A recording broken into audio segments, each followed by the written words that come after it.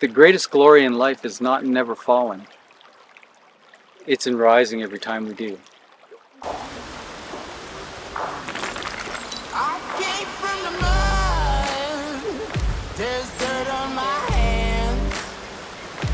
Strong like a tree. There's roots where I stand. Oh, I've been running from the law. Hope they won't shoot me down soon.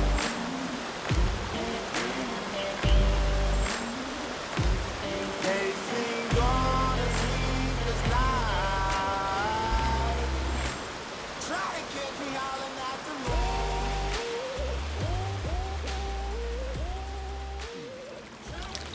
Never ever let anyone tell you that you can't get better. You can overcome adversity. Never lose hope. Today I'd like to share with you a story. It's about harnessing the tremendous power that we all have to overcome adversity, conquering seemingly insurmountable obstacles in life. Life can be a relentless journey full of unexpected twists and turns. Along this path, sometimes in life we can experience events that can threaten to shatter our dreams and break our spirits. It is within these moments when it seems like the weight of the world rests upon our shoulders, and we must find the strength from within to rise above and carry on. On many occasions in my life, experienced a mountain of adversity and despair that all seemed incredibly insurmountable. And at times it seems monumentally insurmountable. Just to name a few things from my life, I've been bucked off horses, I've been bucked off bulls, I've had car crashes, I've had skiing accidents, never broken a bone during those. I don't often talk about or share some of the things that I've been through, but I've had my share of personal traumas and tragedies. One of the biggest things that I've had to overcome in my life, when I was in my early 20s, I crashed my motorcycle into the side of a farm truck at 60 miles an hour. It's just, I don't have a memory of that. That's what the accident report said. I lay in the hospital bed for a week, unconscious. To this day, I don't remember the crash itself. That was a long time ago. But I faced 20 years, that's a couple of decades of pain and dysfunction, rehabilitation, hope, despair, cycling through everything that someone would in these circumstances. I was a high-level athlete. I had dreams of being at the time, I had dreams of being on the national Nordic team. I was on a couple of cross-country ski teams, running teams. As far as endurance sports, I was about as good as a person can feel and enjoying life. Doing pretty much anything physically that I wanted to do, and that all changed in a moment. I've had a 30-year career of helping people in the clinic.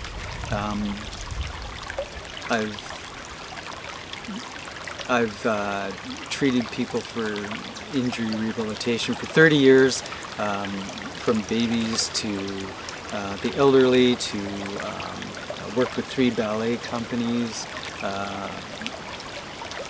pro-level athletes, amateur athletes, Olympic athletes, and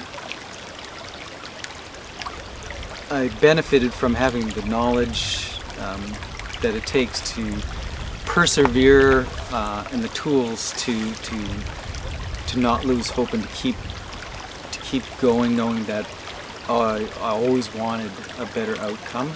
There's always going to be a better tomorrow. That's just the way I'm wired. We all need to get to that point. Not lose hope, to not lose hope, to not let anybody tell you that you can't get better. There's always going to be just a little bit that you can tease away to make your life better. I had known pain and dysfunction and recovery during that couple of decade process.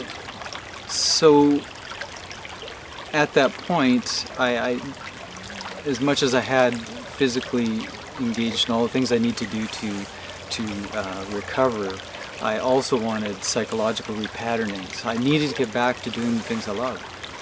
And for me, that was running, being in the outdoors, hiking, having outdoor adventures, and to hopefully experience a bit of that elite athletic feeling again, and to know that I have a different narrative. At the time, I decided that to help me along that, I would turn to ultramarathons. They're an amazing metaphor for life. You strip bare emotionally, you experience the highs and the lows of life. You want to quit, you want to, you're in pain, but you know that there's also elation with personal accomplishment.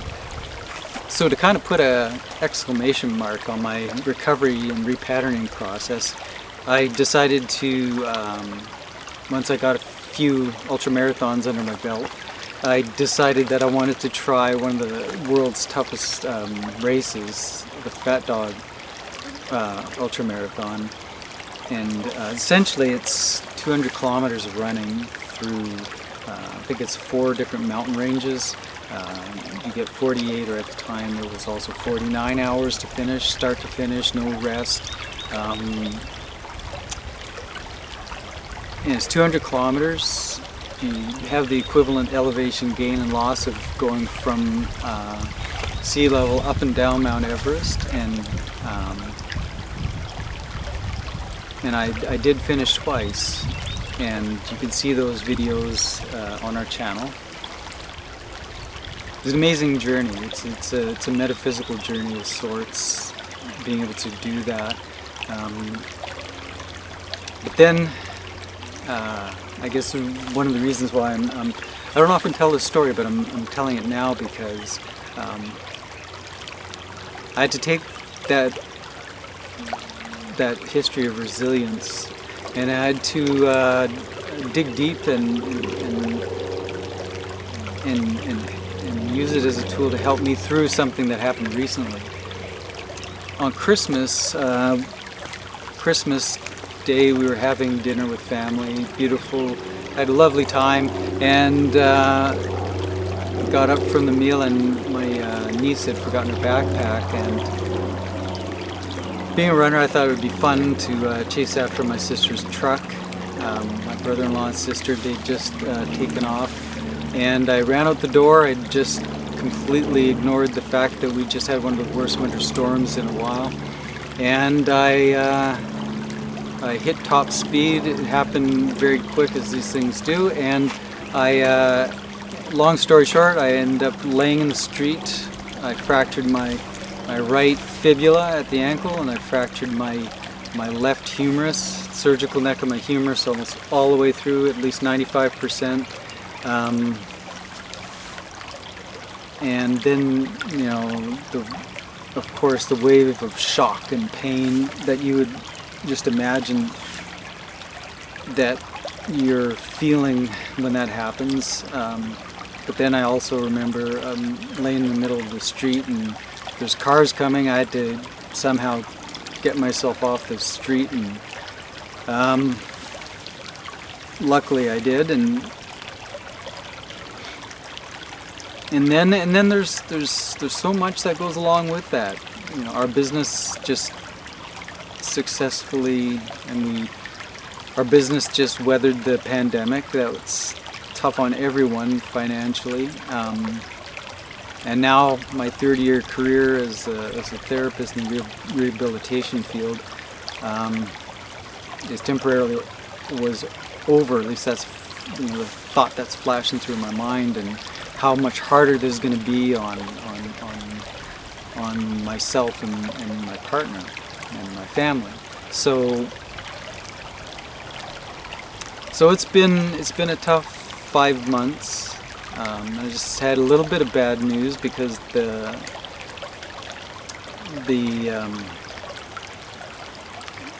I'm out here. Obviously, I'm not as I was before. I was trying to find a way to get around the house with just one arm and one leg for a very long time. It was not going to lie, it was horrible. But now I have to kind of put the brakes on just a little bit, just be a little bit more careful, because this fracture site apparently is not quite healed enough for me to go back to work, and surgeon tells me that it's pretty solid, but you're always going to be a little bit worried and hopefully a bit careful too. And for me, that means instead of being behind the camera, being the editor and the jack of all trades for Healthy Body by Sophie, I thought I'd come and I'd tell the story. I don't often share it, but there's so many people out there who've been through a lot worse than myself, and I invite you to share as well. Anytime we can all have a bit of community and solidarity and support, it means the world. So I'm out here. It's not all bad. I can get out here and enjoy carefully the things that I love to do. Not quite back to running. I've wanted to, but I'm being careful because the fracture sites, there's not a day that in the last 5 months that both my leg and my arm have not hurt me, and sometimes quite a bit. I still have I can move this arm. I just can't with this shoulder. I have severe range of motion issues, and it'll all get better. If there's one thing that I want people to take away from this, though, is it's not a sad story. I'm here. The birds are singing. I hear the beautiful creek. There's spring flowers everywhere. And it doesn't have to be. This is what makes me happy, being out here. It doesn't have to be that. It's whatever brings you joy. But when you're experiencing those really dark moments, or just you feeling that things aren't going your way, just try and find the thing or things that you love to do, and just get out there and do them. I love YouTube. It's an amazing platform. If you're feeling down, and it seems silly, but if you're feeling down, find somebody who's out there, who's got a message for you. Find somebody out there, a creator who is doing the things they love to do. Maybe give you some ideas to do, to get back to doing some of the things you love. Life is full of joy, and life is full of beauty. It's full of hardship and pain sometimes. And just one takeaway that I think is super important here: breathe. If you're shut in, invite a friend over, reach out to somebody, and get back to experiencing just a little bit of joy. Just figure out what's going to make you happy, and just get out there and do it, or bring someone in to share it with you. I'm going to get out here and enjoy this beautiful hike. I'm going to share it with you and just take a bit of video along the way. And if you're ever out here at Rockaway Falls in the Niagara region, it's a beautiful little spot. And don't let anybody tell you that you can't get better. Reach for something, just a little something, and take it in increments.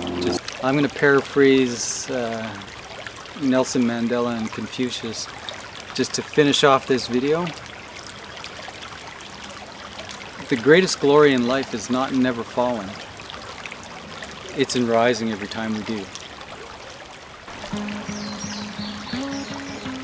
Would you hold me if I told you we can just run away? So come, my darling, let me help you. We can follow the sun and leave the rain for somebody else and help ourselves.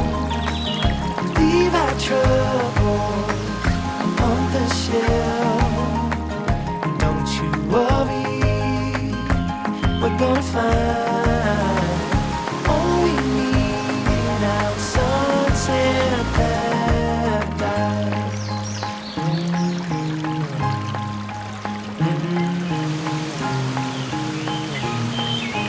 Oh, the sidewalk and the highways, they will turn into dust as Mother Nature covers over every street we take. Lead the way for somebody else to help themselves. Leave their troubles on the shelf. So don't you worry, we're gonna find all we need in our sunset paradise.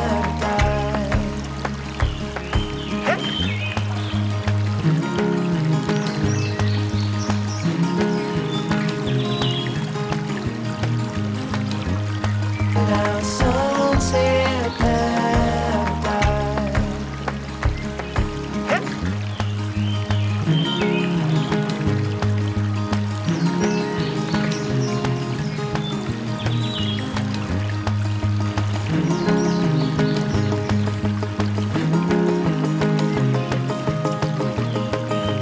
Leave it all for somebody else to help themselves.